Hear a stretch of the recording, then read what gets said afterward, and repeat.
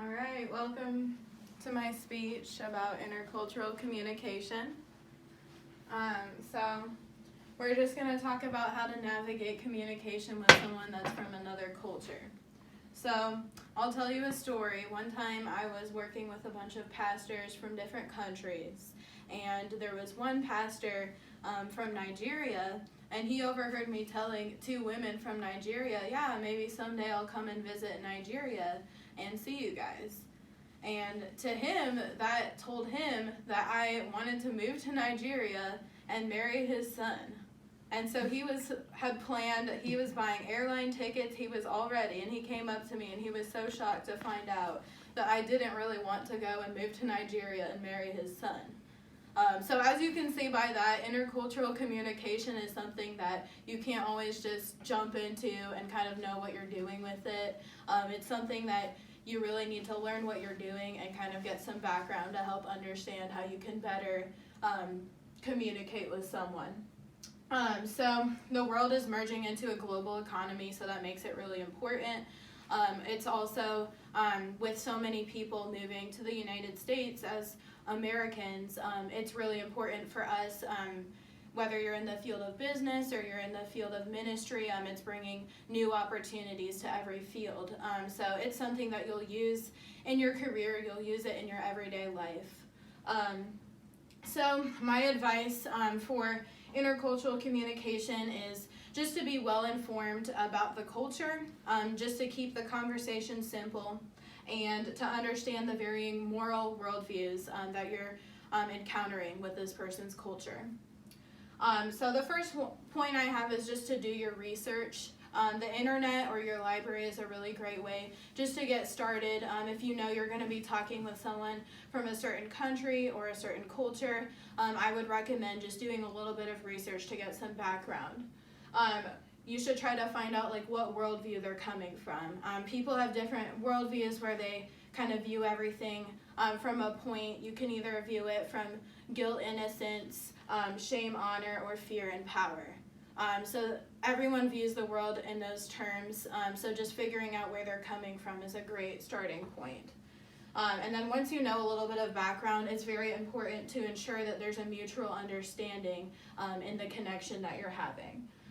So there was one pastor that I had been talking to for quite a while, and he had been praying for my mom's health, and I thought that he was understanding everything that I was saying perfectly fine, because he would always be saying, yes, yes. But then one day he had asked about my mom's health, and I told him that she's actually doing really awful and she was really sick. And his response was, yes, yes, praise the Lord, very good.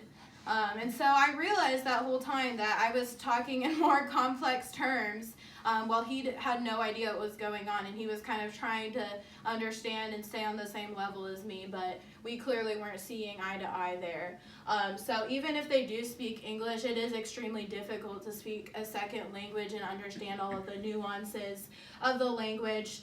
So I would give the advice just to use simplified English, and if you're explaining a complex idea, make sure that you do it in more simplified terms.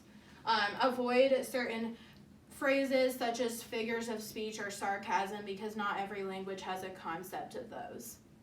But now that we've kind of found a rhythm in discussing a range of different topics, you should be prepared to encounter any viewpoints that may differ from your own. So there was one story. I was working with a lot of people from different cultures, and there was one girl that worked with me, and she actually ended up missing work, and she just didn't want to come. She didn't come, and then she came in the next day and told my boss that she had missed work because she had to work at her other job, which wasn't true.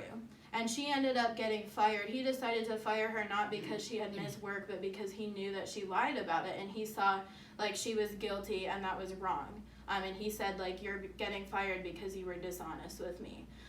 But Sherry, this girl, was actually from Taiwan, and in Taiwan, there's a different view of what is right and wrong. So to her, putting any kind of shame on him by telling him that she did something that might offend him is just extremely wrong. She would never tell him, that she was trying to save face both for herself and for him. And in her culture, that would be extremely offensive to do. So she, in her mind, she was doing the right thing, and she didn't understand why she got fired for that. But in his mind, he saw it in terms of guilt, innocence, but she was seeing it in terms of shame, honor. So we do have to be aware of those things. It can be easy to get offended, but we should keep an open mind, because there are some things that are right in one culture and wrong in another.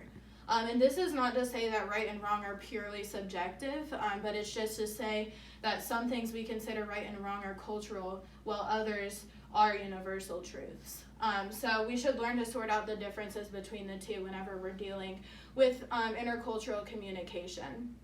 So as you can see, intercultural communication is something that should be handled with great care.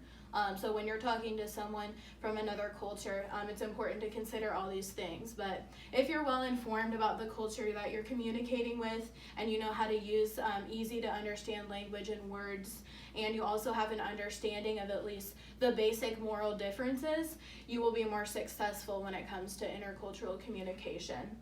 And I just close with this final quote. It's a quote from Ruth Benedict, and it says, "No culture has ever developed all human potentialities. It has always selected certain capacities, mental and emotional and moral, and shifted others. Each culture is a system of values which may well complement the values in another."